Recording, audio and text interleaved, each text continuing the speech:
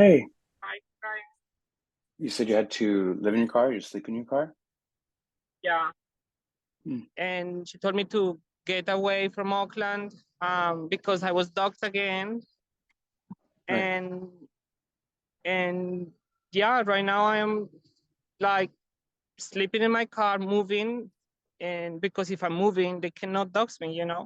So yeah, it's not a choice like to live in my car, but it's the only thing, it's the only form I find right now of like keeping myself alive because I do want to be alive.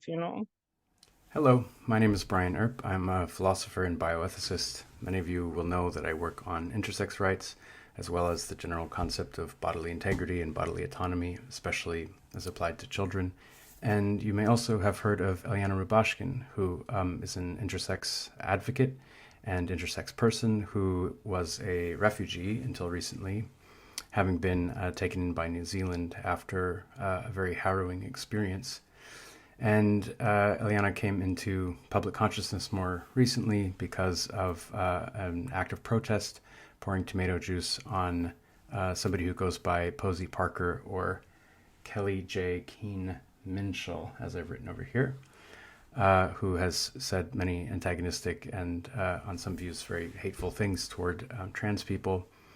Eliana is also trans in some respects, having been born in Colombia with an intersex condition, partial androgen and sensitivity syndrome, being raised as a boy, around puberty, developing female typical sex characteristics, and coming to think of herself more as a woman, and so in some respects having a trans experience, having been assigned one gender, being raised within that gender category, and then taking herself to be more appropriately understood as a member of a different gender category, while also later discovering the very concept of intersex, which wasn't a concept that was available to her for much of her life until recently. So I'm not so interested in weighing in on the political context of what's happening now, the gender wars and the different vitriolic positions that people are expressing. I am very interested in helping to share Ellie's story, however.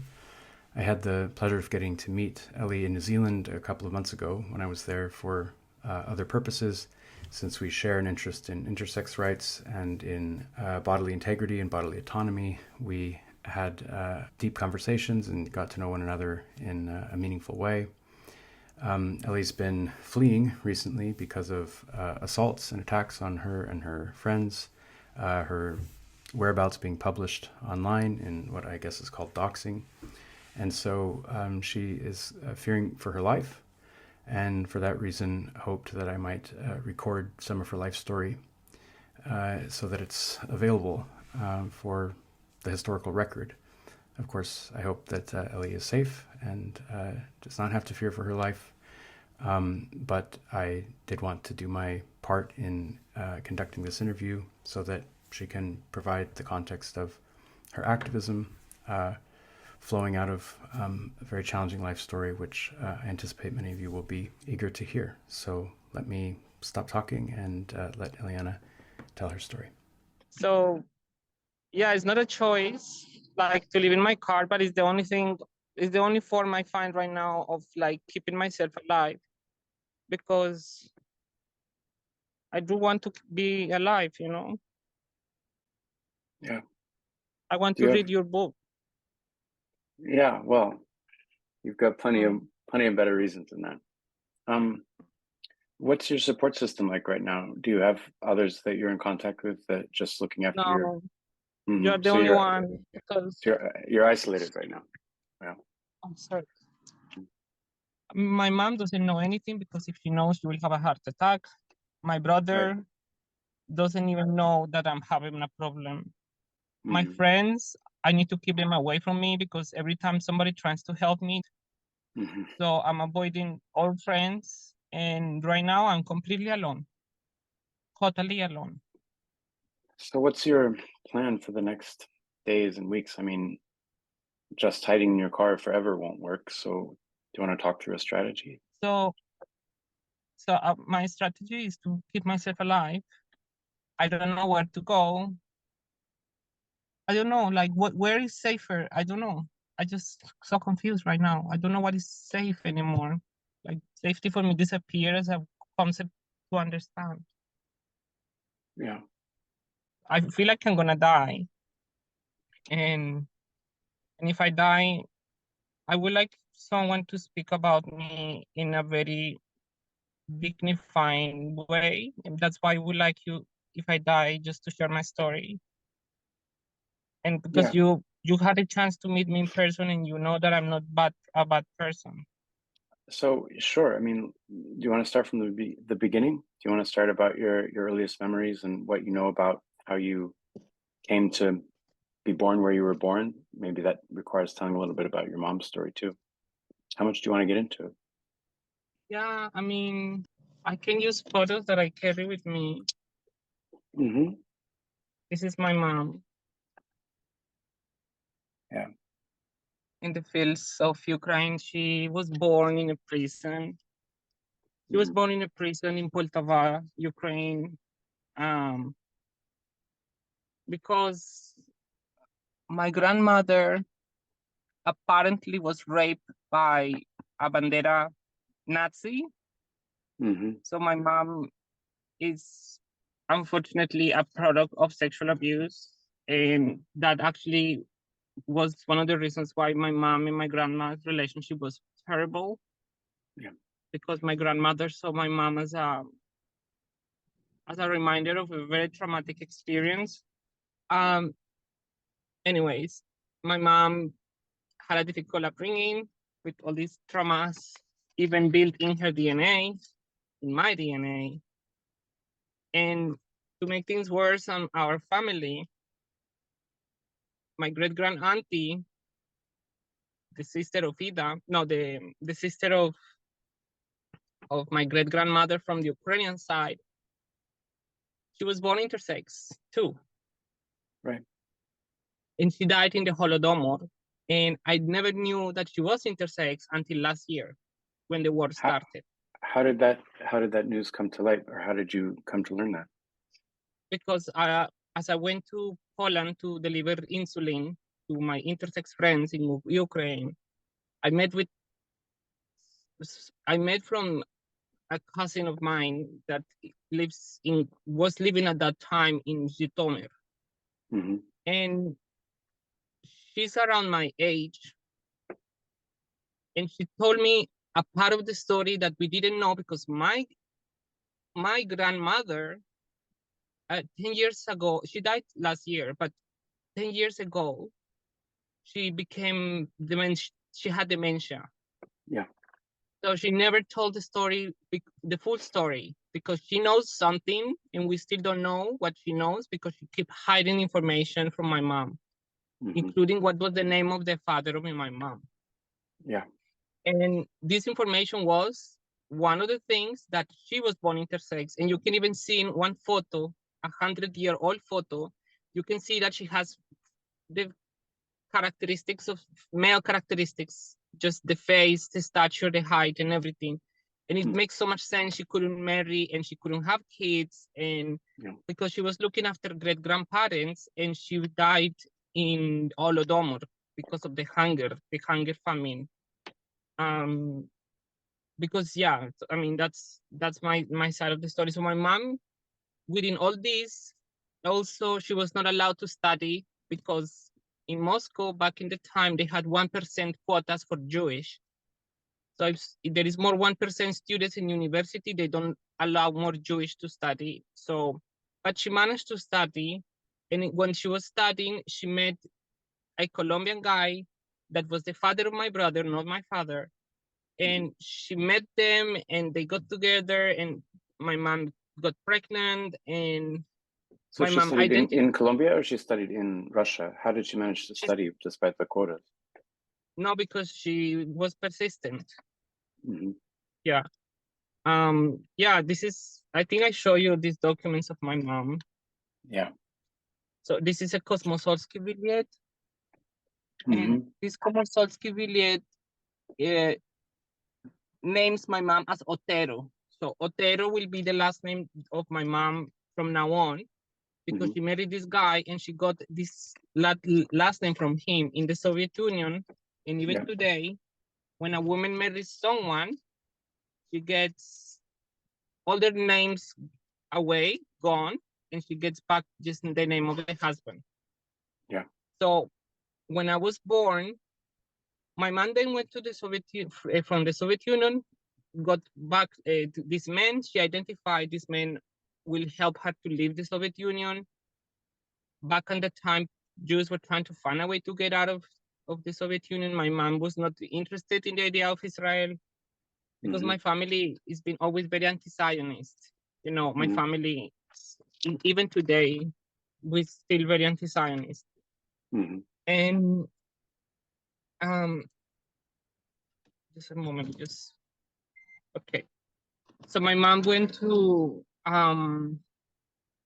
Colombia, and when she was in Colombia, she's expected this person to look after her because it's her husband, and they married. But he had another family, and he abandoned my mom. And he abandoned my mom as after knowing that my mom was considered a betrayer for leaving the Soviet Union. Yeah. So when my mom tried to get help from the Soviet Union embassy, they told her that she was a betrayer, and they did not offer any help. When my mom tried to escape, to leave back to the Soviet Union with my brother, the Colombian government said that because my brother is also Colombian, he cannot be taken away without the permission of the father. And his father will never let my mom leave back again to the Soviet Union because of that. So my mom was homeless. She had very difficult times in Colombia trying to learn the language, a language she didn't know even a single word. Yeah. Having to pass from communism to cruel, degrading capitalism in a day. And yeah, the only people that would help my mom, and I have a photo even of that moment, was when they, sex workers identified and noticed how distressed my mom was, and they got her and actually gave her housing and got her milk for my brother. And like my mom, even until today, because in Colombia, in Spanish, all the time bad words are related with sex work. You know, like all the bad words in the language are all related to sex work. And my mom always, and I remember this always, when someone speak in the derogatorily about sex work, she will be the first one to come and defend sex workers, you know? Yeah. Because they really, really like what they did to her. Then my mom in Colombia, she will start experiencing the difficulties of being Colombian, being miserable and being poor and not having anyone, not family, and absolutely no one to help you. And she started to connect with Russians that were in the same dilemma, same Russians that mainly women that married foreigners just to get the fuck out of the Soviet Union. Okay. Yeah. So that's pretty much are gonna become all my aunties. And I actually have dear moments and remember how cute my childhood was, because it was a very unusual childhood. Having all these Russian aunties coming with their kids, mixed Colombian Ukrainians, and having this weird Colombian Ukrainian childhood with mixed things, and us watching cartoons in Russian, and at the same time, like noticing how different we were, because the culture we were is just so radically different. And that was very unique, because I think you come from a multicultural country where for you it's easy to see all these things, but in Colombia is very homogeneous, and to be so different in such a homogeneous country is not easy. So, so my mom, surprisingly, and this is just what like ridiculous, like how things can be so messy and complicated in my life. The brother of this person my mom married was the founder of a movement called the M19. M19 was a guerrilla movement. It was left-wing, democratic, kind of like anarchist guerrilla. Wait, the brother of the person your mom married. So the first person she married who then left because he had another family? Yes. But his His brother, brother.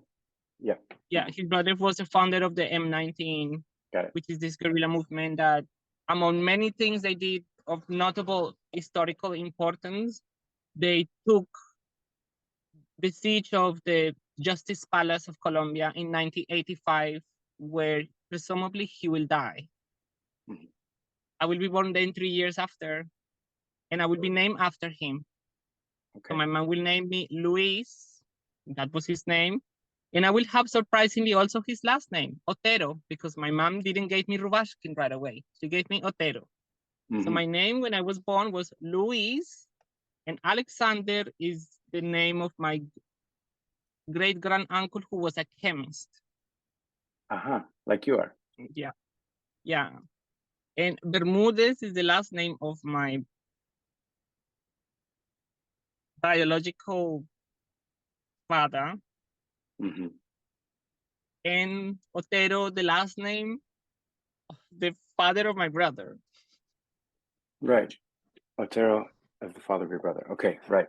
So I will be having the last names of two men and two male names, 4 times a reaffirmation of that I had to be a boy.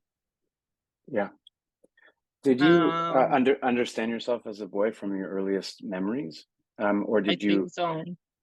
Yeah. Because that's how you were treated, and all the aunties, the Russian aunties Yeah, and so forth, but I regarded you as couldn't a pin boy. standing. I couldn't pin standing, and that's gonna become like the most annoying thing of my existence. Like going to a fucking toilet will be like my all the time problem.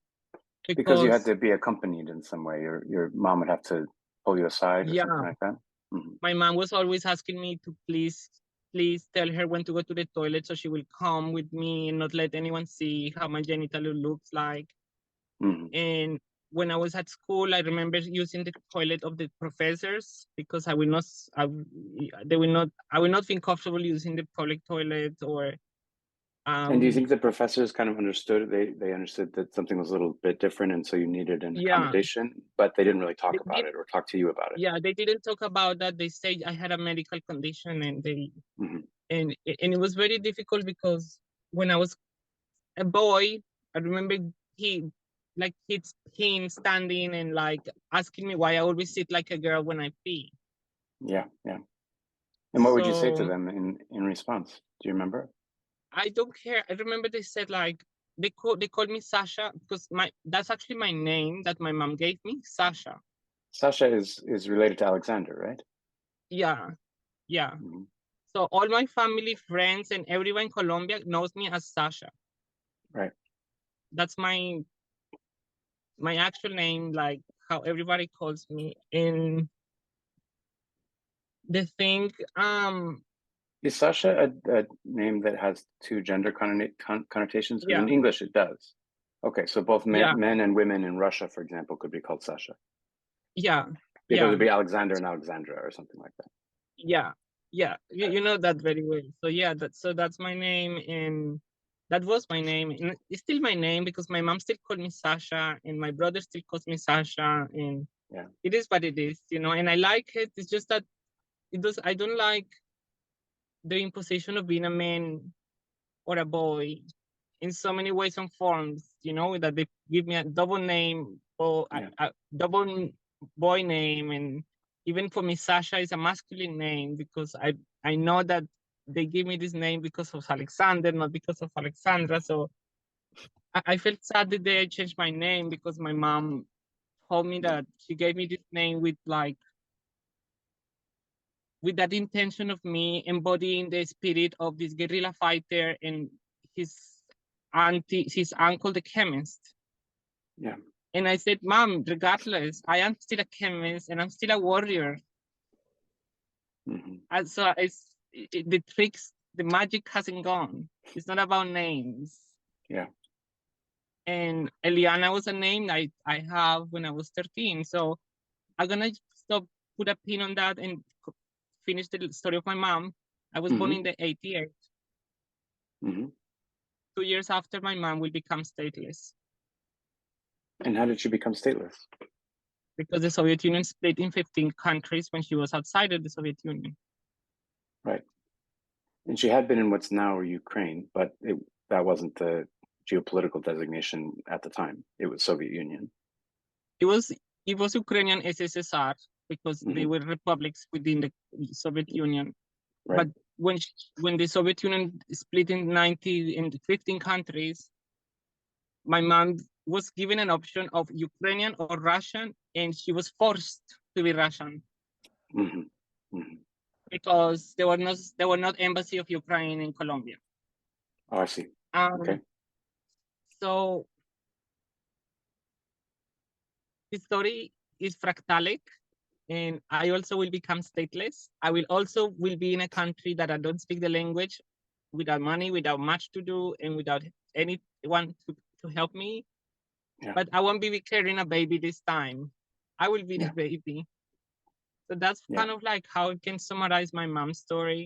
There is Mhm. lots of things that you can talk about how my mom got involved in political aspects of the Colombian history without she even noticing it. Naively, my mom not knowing that she had in her hands the sword of Simon Bolivar, who was the founder of Colombia, pretty much as a state. Yes. How And did she come into possession of the sword of Simon Bolivar? because this guy was the leader, and he realized that my mom was being mistreated badly by her brother, and he became that father figure for my brother. He became that father, that husband that my mom couldn't really have, and he will be able to help my mom to get a house where she lives now. The He will help my M16 mom founder. to, yeah, Mhm. he will get my mom an ability to get her education recognized. And Mhm. he will get my mom to learn Spanish, and she will connect my mom with other like-minded people. And he became the second most important masculine figure in my mom's history. Okay, because my family lacks of good men, and my mom always projects what a good man looks like by being reminded of people that are unrelated to her that did things that no one would, even family members. So he died. My mom never knew if he died or not. I remember being little and my mom being close to the phone, waiting for a call, Mhm. or asking me if somebody called, if they say something. So I would grow up having that sense of disappearance when a family member of yours disappeared, and she would spend a good 10 to 15 years waiting for a call. Yeah. I would be born in 1988 in that place that he allowed my mom to have, in a favela in the south part of Colombia. I will be born in a time when that city was considered the most dangerous city in the entire planet, Yeah. with up to 1,000 homicides a week. And you And I remember experienced that danger personally. yes, I remember dead bodies. I remember one day walking in the street, my mom told me, "Can you please buy 10 eggs?"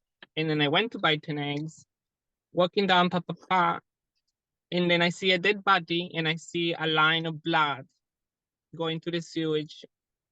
I was 7. I was 7. And I remember coming back and telling to my mom, "Mom, there is a dead person in the street." And I remember my mom saying, "Did you have the eggs? Did you bring the eggs?" Because it was unremarkable to her. It was unremarkable, and it was like, yeah. And I think that's how I think my innocence was broken that day. Yeah. Like, because I knew that the person was not sleeping, and I just, whatever innocent assumption I could make just didn't make any more sense until like I realized what death looks like. Yeah. And how indifferent that was that death. I remember no people even around the dead body. It's like it was just like a bag of garbage waiting to be collected. Yeah.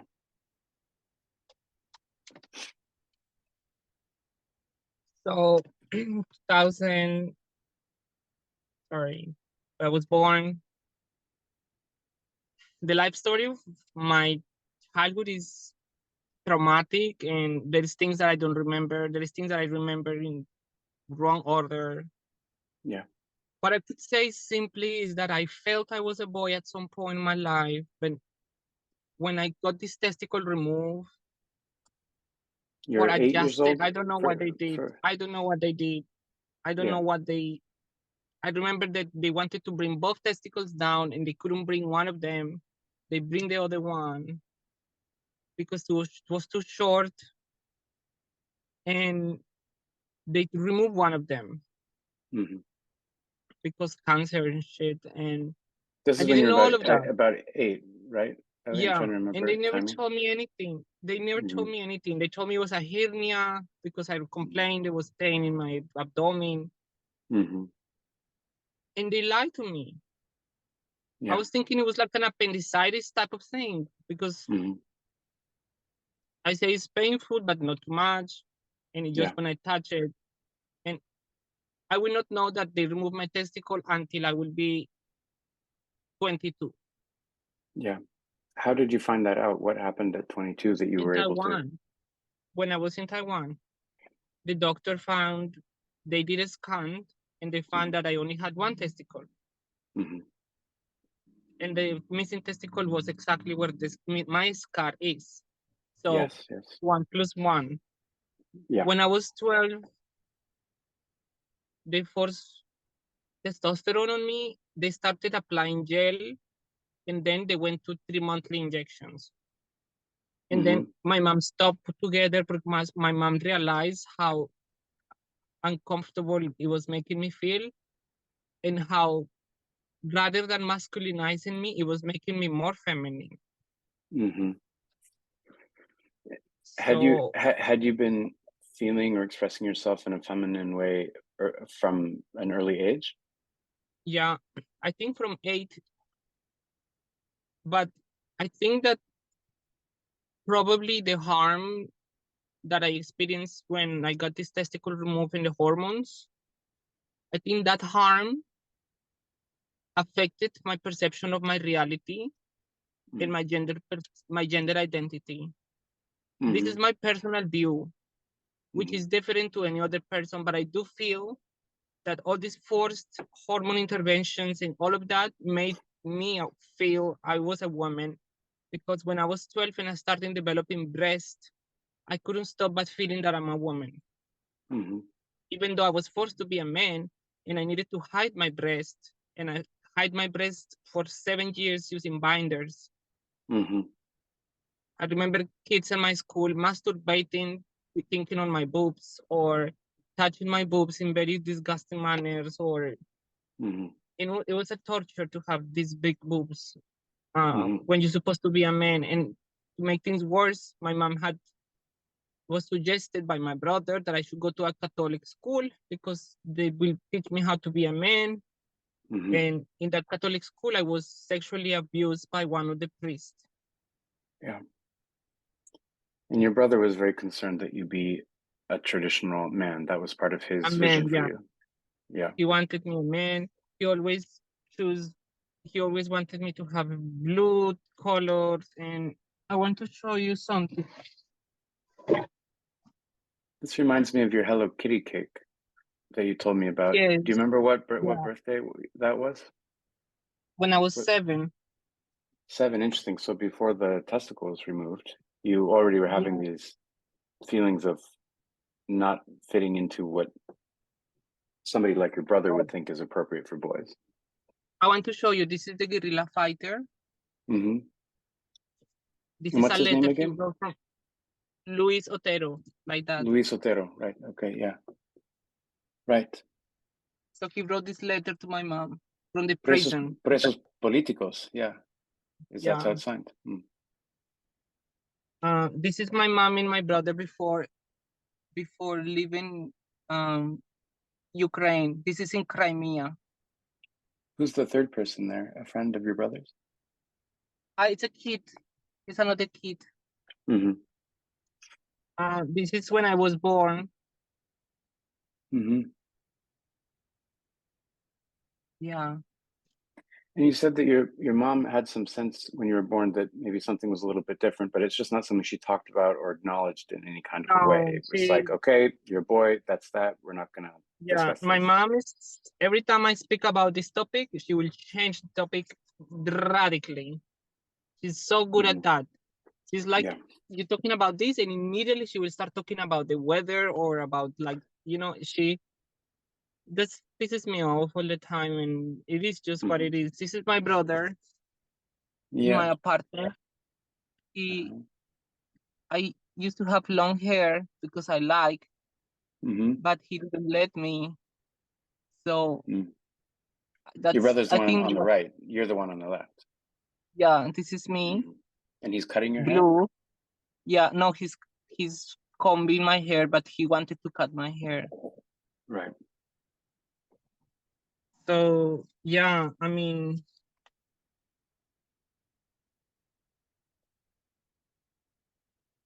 yeah, it was very difficult to have this type of impositions in every way, because forced to be a Catholic kid, Yeah, just so I can be a man, and then not to be anything, and to hate that religion, because I hate that religion with all my soul and mind, because they torture me. They make me feel I was a monster. They trying to convert me into therapy to become a man, to be not homosexual. I mean, I didn't even know what is homosexual, because I didn't even have time to process who I was, to even know what I am, what I like, and nothing, you know? it's something they inferred from having more effeminate behavior or something. They assumed that must mean you must be interested in men. Yeah, I mean, the only document that I managed to save from the hospital, because the hospital was bombed, is that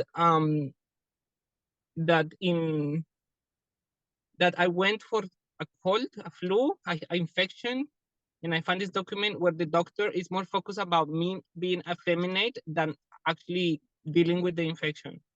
Right. And then the doctor making a description of how my genitalia looks and this and that for a bloody infection, a chest infection. Right. Totally unrelated to the problem you actually had.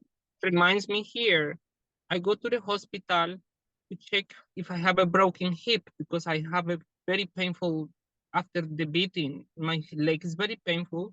And they put me in a psychiatric hospital because they think I'm crazy. What could possibly have... That happened to me. That happened to me 1 week ago. That just sounds like such a inappropriate response. You went in, you said, my hip hurts, I was assaulted, I was attacked.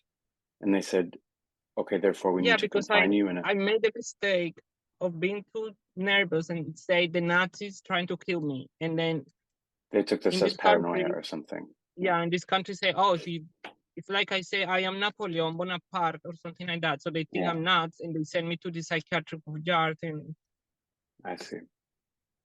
Yeah. Right. So, sorry, Brian. Okay. I'm aware of your time. No, don't worry about it. I'm perfectly happy to carry on the conversation, and I hope we will, unless you need to go. No. I don't have nowhere to go. Yeah, let's keep talking.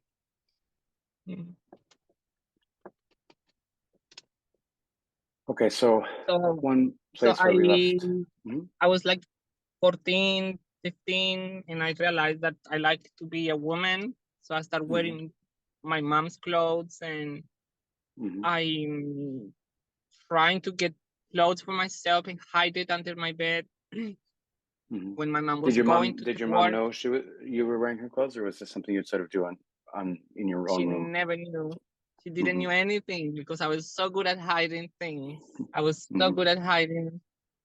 And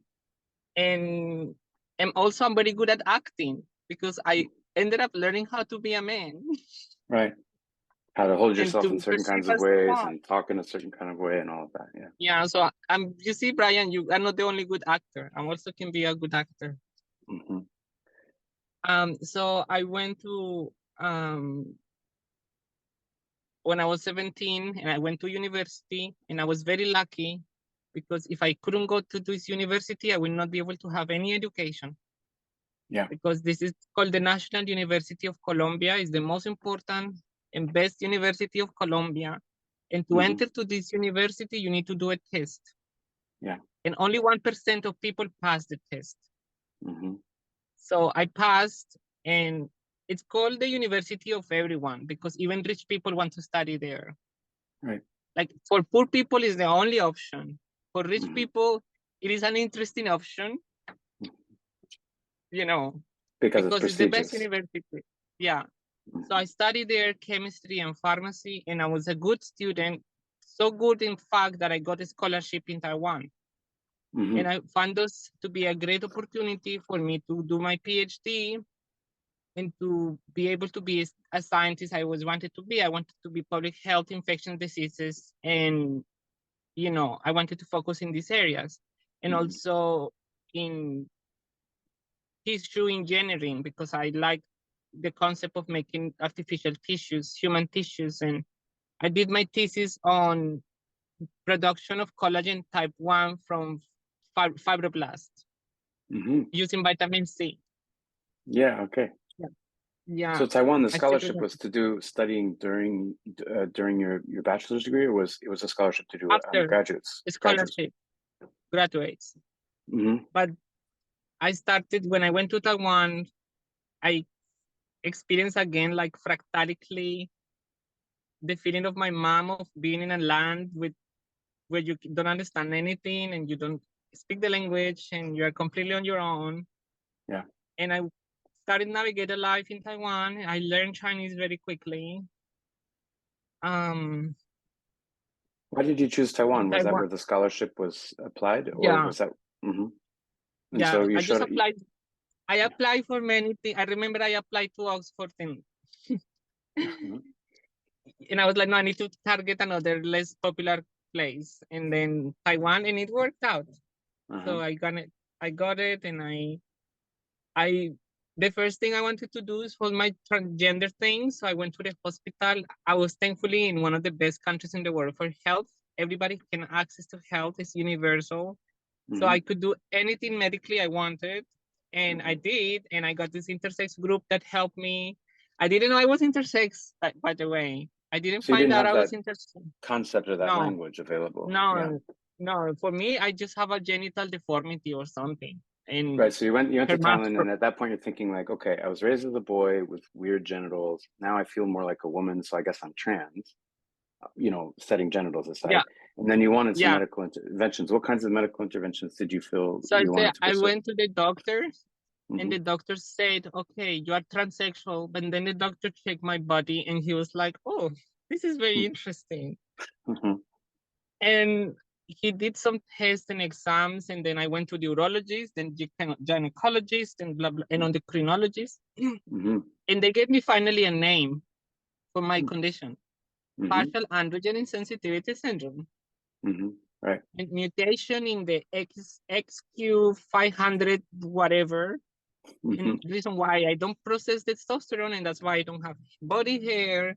That's why I don't have developed male characteristics, and that's why I don't have this thing and Adam's apple, yeah.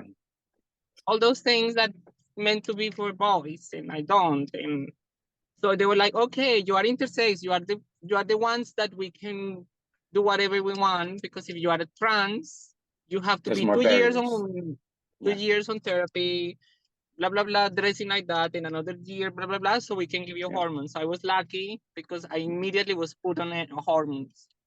Namely estrogen. Yeah. Mm-hmm. I didn't need an androgen blocker because You weren't processing I don't androgen very respond much to anyway. testosterone at all. Mm-hmm. So but then another intersex variation I have, estrogen hypersensitivity. Not Is just that which sensitivity? estrogen. Interesting, right? So both an insensitivity to testosterone and a hypersensitivity to estrogen. Mm-hmm. In 3 months, I changed so much. Just I couldn't physically and recognize face, the body fat, just I don't know. everything And I lost, redistributes and yeah. And I studied pharmacy, and when you study pharmacy, we learn about side effects of medications, and they never told me that estrogen therapy, the side effects is to become stateless. Yeah, well, so do you want to share the process by which that happened? Because I guess one aspect is that you no longer looked like the person in the documentation that you brought with you to Taiwan. Is that right? Hmm. You want me to look? You want me to show you how I look when I went to Taiwan? Yeah. So you were able to go to Taiwan, no problem. You had your Colombian passport. Yeah, You had a and I visa didn't to know study it, there because of the scholarship, right? but it was a visa that you needed to renew every 6 months. Okay. Right. This is how I used to look. Yeah. Yeah. Wow. So that's how you arrived in Taiwan. Yeah. And is that your visa there, or your? No, I don't have the visa. Uh-huh. That's my ID from Colombia. Right. Okay. So And it says so Luis they told Alexander me, on that yeah, ID. yeah. Yeah. So they told me to go. They told me that I needed to renew the passport because they couldn't really do anything if they cannot recognize that I am the person in the document. Simple Yeah. as that. Yeah. And they told me, and there is absolutely nothing else we can do because Taiwan is a very bureaucratic country. I asked my embassy to help me. I told them I don't know what to do. I don't even have money to travel. They told me they only receive personal requests in person, that there is no way. And after just being desperate, I went to Hong Kong, and right away, I traveled in Hong Kong. Immediately, I got detained. Right. So you couldn't go back to Colombia at that point. No, because it's not. I didn't want it to go to Colombia at all. You were just trying to carry on your studies in Taiwan. I just wanted to get my passport, so I just went to the consulate of Colombia in Hong Kong to renew a passport so the photo looks like me.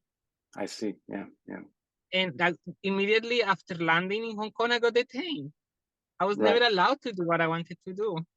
And I get detained and I got stopped, and then I get forcibly naked for 8 hours in a cell as they scrutinize and check absolutely everything I had, including this toy, which they open in the side to check if I was putting stuff in cocaine or something inside. And they made you stay naked for 8 hours? and then they started to speak in Chinese of Which how you learned gross and disgusting I was. because you knew the language at that point. Yeah. Yeah, and how a monster and a freak and an oddity and all these things. Yeah. Yeah.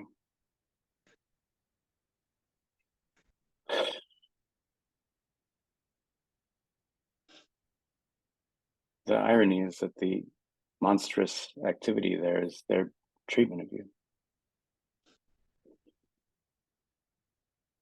And they didn't know that you understood Chinese, I guess. Yeah. Yeah. Yeah, they forced me to use the male toilet. They put me with other men in the prison, and they forced me to use the toilet in front of other men. Yeah, I see. So they're parading you around and deliberately almost mocking you. Yeah, I was lucky. I had 2 cell phones, and I connected with the Wi-Fi of the airport, and I sent a message to ask for help with the Rainbow organization I contacted earlier. And these people saved my life. They got this lawyer from Amnesty International, and they did I don't know what, and they took me out of the airport, but without my passport. What's this organization? This Rainbow organization? Rainbow of Hong Kong. Okay, right. And they do The LGBT. leader of the organization is called Jimmy Sham, Sham, and he would be my savior in Hong Kong. He would be the one that will help me to get refugee status and trying to get me solutions, because in Hong Kong, I had the worst part of my life. Yeah. They lived 8 months living in shelters and homeless, and after being sexually abused many times. Yeah, Hong Kong was horrible. And they had a warrant to arrest you, right? Where you? Yeah, I think I shared with you the document where showed me that. Yeah. that I could allow to walk freely, but if I don't report into a specific place and a specific time every week, they will arrest me and I need to pay $2,000. Yeah. So that was my freedom in Hong Kong. Yeah. And because I was stateless and I was not just stateless, I was also genderless, nothingless. I was not human. And you didn't have Colombian And I state lost my recognition PhD at that because I couldn't point? continue studying. I lost my Yeah. possibility of studying a PhD. I Yeah. lost my possibility to continue with my education as my dream that I always had. I lost my dignity. I lost everything, even the passport. Like when I say that, I think I said to you, in my skin, these scars speak hate and fear. No love, no land, just borders and fences. I have lost track of time or space. I'm invalid. I'm alone. I'm stateless. Nobody to feel whole. No family to feel home. What's the big deal with these chromosomes? Everything is so strange. It's sheltered. Everything I am has completely changed. Everything is gone. No shoulder to pat my endless tears. How much more harm can be done? Why do I need to normalize a life in fear? I can't fly. I want to drown myself in these sorrows. I can't breathe. There's no tomorrow. How can I forget that visceral hate is a vulnerable soul, an invitation to rape? Is in existence the only valid way of existing? I may not be male nor female, but I'm human.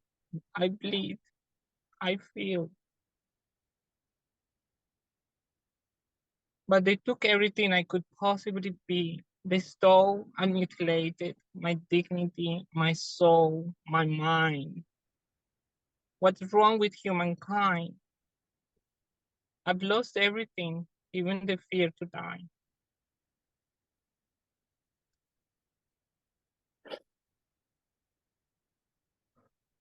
When did you compose that poem? 2014, when after I was brutally raped. In Hong Kong. And your passport was no longer available for Colombia, is that right? Because of the same kind of a reason where now the Colombian government said you don't look like the person in the picture, so your passport isn't valid, or something else? I applied for refugee status to prevent deportation to Colombia because I already was like a woman, and in Colombia they're trying to kill me. Yeah, because I didn't tell you about that. They're trying to kill me, and that's the reason why I left Colombia. Right, you weren't safe in Colombia. Yeah. I will tell you that story of how I was almost killed. Actually, you can see still the scars of the knife in my hand here. Yes. And then you showed me before. Yeah. Yeah. I will describe later how that happened, but I didn't want to come back to Colombia, and and the only way to stop that is for me to become a refugee. And once I became a refugee, I couldn't contact my Colombian embassy anymore. So I became stateless, and I became stateless in the worst situation possible. Because you have no resources, you have no social network, nowhere to live. Yeah, and it was very inhumane, and I was always forced to be in places with other men, and other men felt entitled to abuse my vulnerability. Yeah. And and only after I was assaulted so badly that I needed to be in hospital for a couple of weeks. Only after that, the UN was like, okay, this person is in danger. We need to do something. And that's why they recognize my gender as female, making it the first time in the world. How did the UN find out about your circumstance? How did they reach out to you? I told them I was raped. I told them I was raped. Yeah. So you sent an email to somebody at the UN? I mean, how did you know how to contact? In the office, I went to in person because wow. In Hong Kong, male to male is not considered rape. only male to female. So I was not, technically, I was not raped. Legally speaking, yeah. Yeah. Right. So the So UN noticed that, and they needed to change in their systems some things. And for the first time in the history of the conventional relation of the refugees, they recognized someone's gender. So I became the first woman, trans or intersex person to be recognized as a woman by the UN in the world. You showed me that document. It's like a letter that has no precedent, that was written sui generis to recognize your gender as a woman, so that legally speaking, your experience could be acknowledged. And after that, I could access to gynecology, health, and doctors in Hong Kong that are available only to females. Yes, I see. I could have a more dignified life. Yes, yeah. And I have access to estrogen. Mm-hmm. Did that change your refugee status then? So after the UN recognizes your gender, you're still a refugee, right? You're just a female refugee according to the law. Yeah. Mm-hmm. So how did you get out of that situation? After I was raped, the UN make a call of emergency. So I became an emergency case, which is like the highest level of priority for refugees.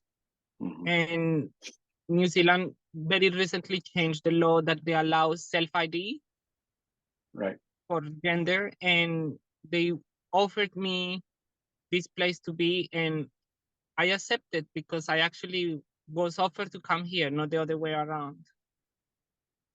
Okay, and that's I see. That's how I arrived to New Zealand. Mm-hmm.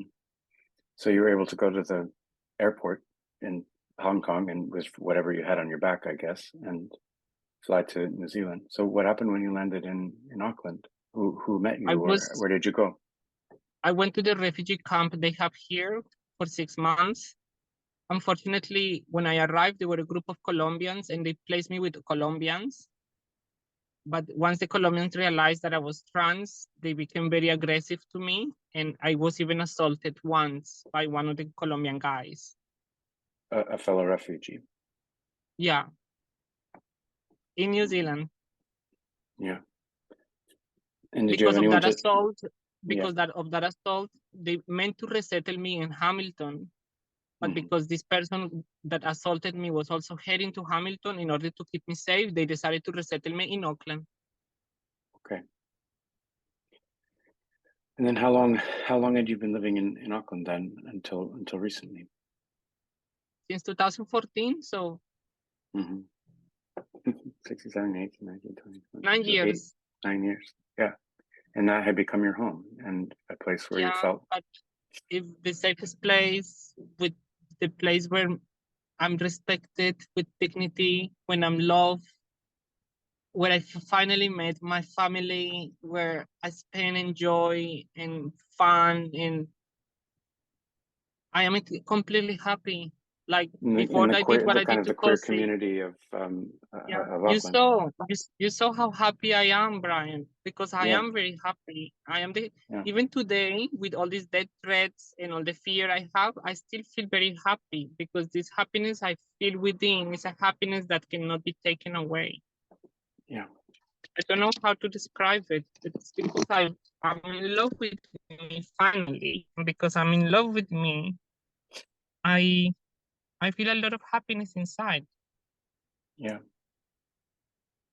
And you were able to get and you were able to get a job as a chemist in Auckland. That was sort of your main occupation, right? Yeah, and because my mom smoked during all the pregnancy, and the reason why doctors even suggest I was intersex is because my mom smoked when she was pregnant with me. I grew up with the trauma of me being who I am because my mom's smoking. She smoked so much that even all the documents I have that belong to her still smell like cigarette. So I decided to work on the world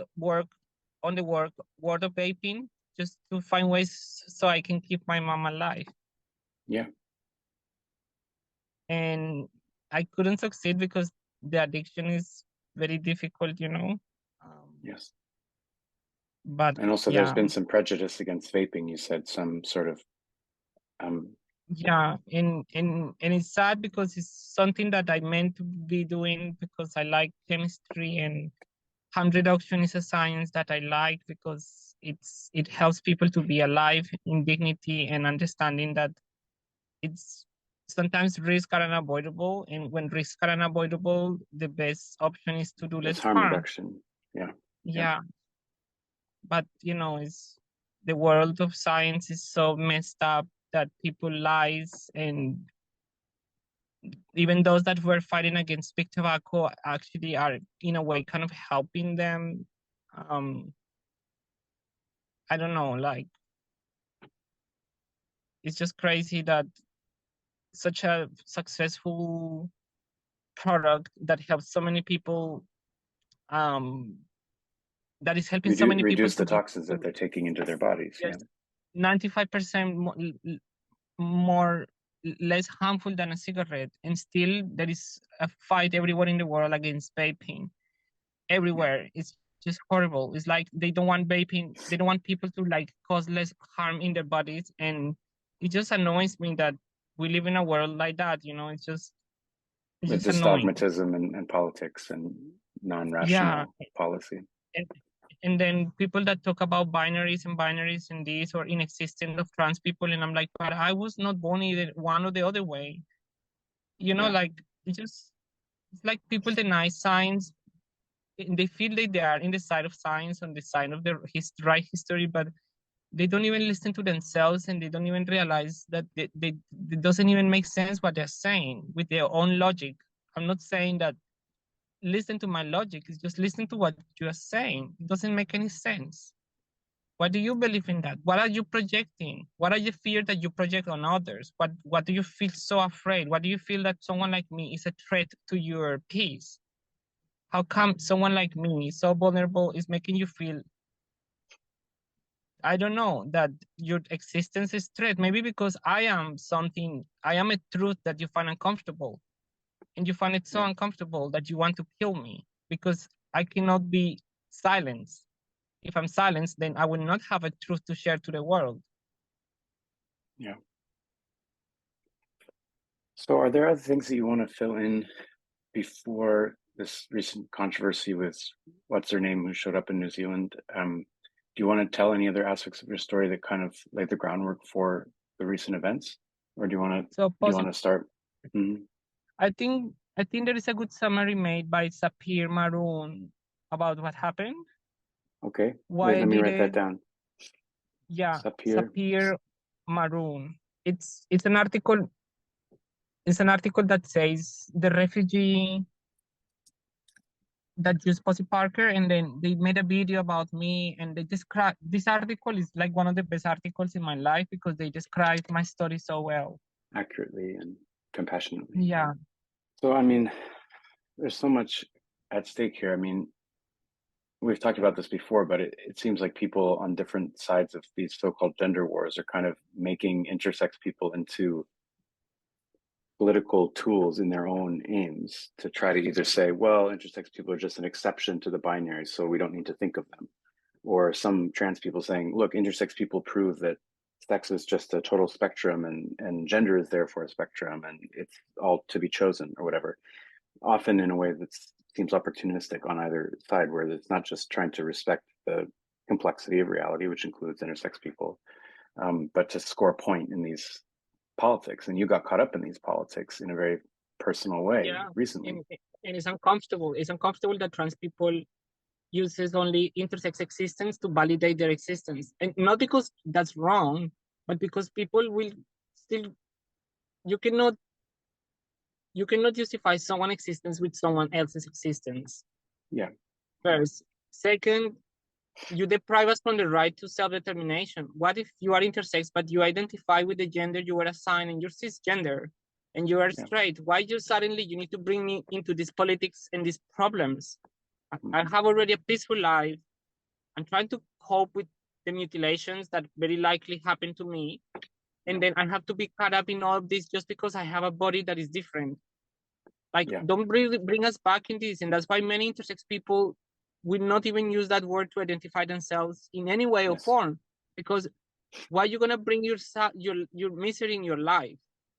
If I would be able to, I will not tell anyone I'm intersex, and I will just have a life as a boring scientist, but I can't, because I could not have control of my narrative. Yeah. I never was given a choice. I never was given a choice to have a Wikipedia page. I never consented to have a Wikipedia page. Yeah. Especially an inaccurate one, as you've described, one that doesn't represent your story honestly. Just give me a second, Brian, because they kicked me out of here. Okay, sure.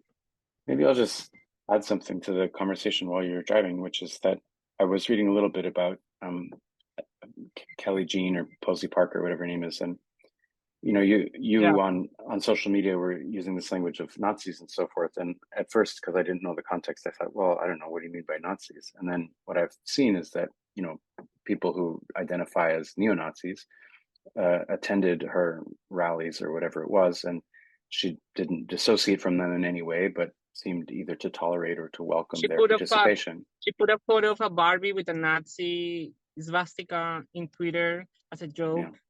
Yeah. She doesn't call herself a feminist. Everywhere she goes, every place she goes, there is Nazis, neo-Nazis supporting her in the side of her. And there are videos and videos about that. Like,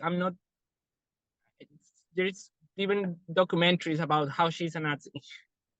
Right. So the new feeling is New Zealand is this place that's welcomed you, the first place you felt maybe ever, or at least since you were a young kid, where you felt welcomed as you are, you felt embraced, you had a community, you have a family. And then somebody who's Nazi adjacent anyway, shows up, and under the guise, or perhaps the supposed principle of letting women Trojan speak. horse of let women speak as a Trojan horse to undermine New Zealand's democracy, because she did that in a moment where New Zealand's elections are happening in a few months, and she did it in a way that protesters will unite with another group of far-right people that were meeting in Aotea Square, and they wanted to create this wave of mass kind of like opposing to the trans movement or the LGBTQ movement. And that's why that day, and I will share with you a video that was made by a group of us. Mm-hmm. And you will find in the video all the description of what happened. Okay. Mm-hmm. So you will understand, and we have context. And it's actually from my own words, because don't trust media. I'm just going to move it again because this guy is making a lot of noise. Yeah, it's fine. All right. I think that's what I can tell you today. I think I'm exhausted of sharing so much. We can maybe program another call. That would be okay for you, Brian? Yeah, definitely. I mean, you've really provided a lot of context. You'll have to tell me what you're comfortable with or how you want me to use this video. I'm happy to just post it on my YouTube channel and tweet it out if you want, honestly. Yeah.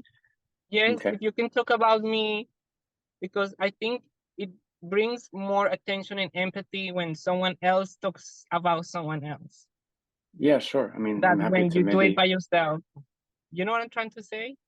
And you know my life story better than anyone, Brian. Right now, you know the story better than absolutely everyone, even the journalist that wrote that article about me. Well, also having had a chance to, see all the documents that you showed me in person and the pictures and so forth when we met previously. Yeah, I mean, the story's all there, and I'm glad that there's some record of it, and increasingly that there will be public records of it, because I will be even happy if you write a paper about my life story as an example of the violations of the right to consent and bodily integrity and autonomy. Well, we'll have to write it together, because despite your self-doubts, you're a very good writer and a clear thinker. And yeah, I mean, one thing that I will say is very inspiring about how you see the world, and I think is a point that we connected on, is just that you said different kinds of oppressions are connected. And I think that's true. The idea that society or those in positions of power want to exert their will over the bodies of others in order to conform them into whatever is considered socially acceptable. All different ways of doing that have their own peculiarities, but they're united in that they are unconsented when they're done to people who don't get to participate in them. And then the flip side of autonomy, as we've also talked about, is that some intersex people and some trans people desire to have modifications made to their bodies, but that reflect their sense of self once they know what that is. rather than having this done through surgery or hormones non-consensually. And so, yeah, I mean, this principle, to me, it seems like so obvious, but it's contrary to the norm. The norm is to accept certain kinds of bodies and certain kinds of identities. And if it requires forced surgeries to make people fit the box, they'll do it. And then if there's other people who want to go outside the box through changes to their body, then those get prohibited.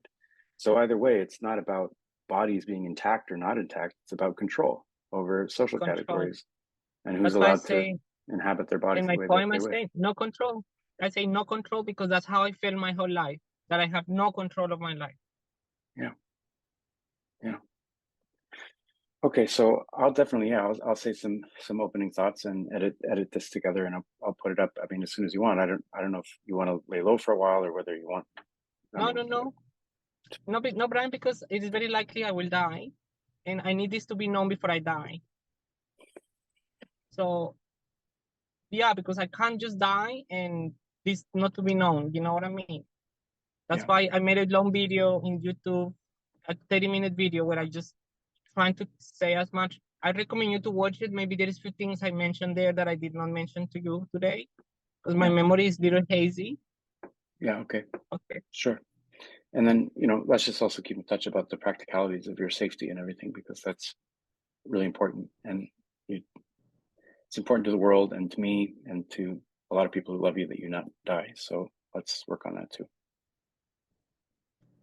Don't worry, Brian. I know how to survive, but thank you so much for your concern. And I'm going to leave you now, Brian, because I need to go find a toilet. And yeah, because I need to pee. Thank you so much, Brian, for your time. I know you're busy. And yeah, I'm sorry if I become too emotional. And I mean, your restraint in emotion, given everything you've been through, is astonishing. Go pee, and we'll talk again soon. Okay. Bye, Brian. Bye. Bye, Ellie.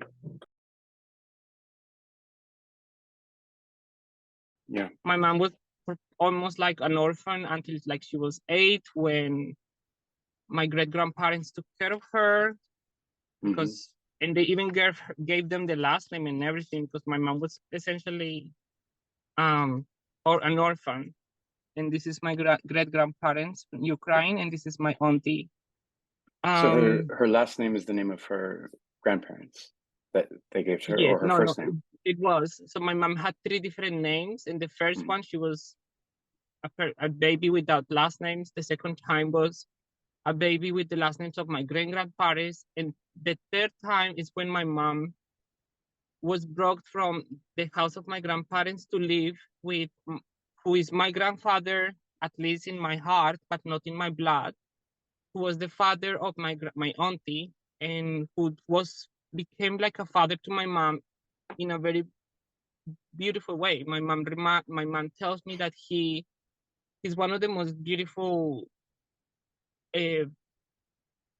masculine figures in her life. Okay. And this person was Jewish, and this person had a mom, was like my great grandma, and was Ida. And Ida Rubashkyn will be the person that will shape my mom's character and my mom's resilience, because Ida survived the Holocaust. As many of my family members died in the Holocaust, at least 10.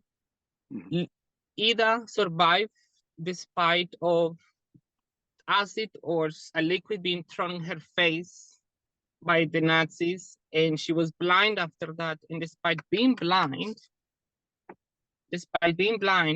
she managed to continue being a good baker and to make the greatest halot in town, And she taught my mom how to cook. And one of the things I find fascinating is that my mom uses a hand to weigh stuff instead of using cups and measurements, which just shows it's kind of like a cultural aspect that passes through trauma. I believe sometimes that culture is just another name we give to collective trauma. Or personality is another name we give to personal trauma.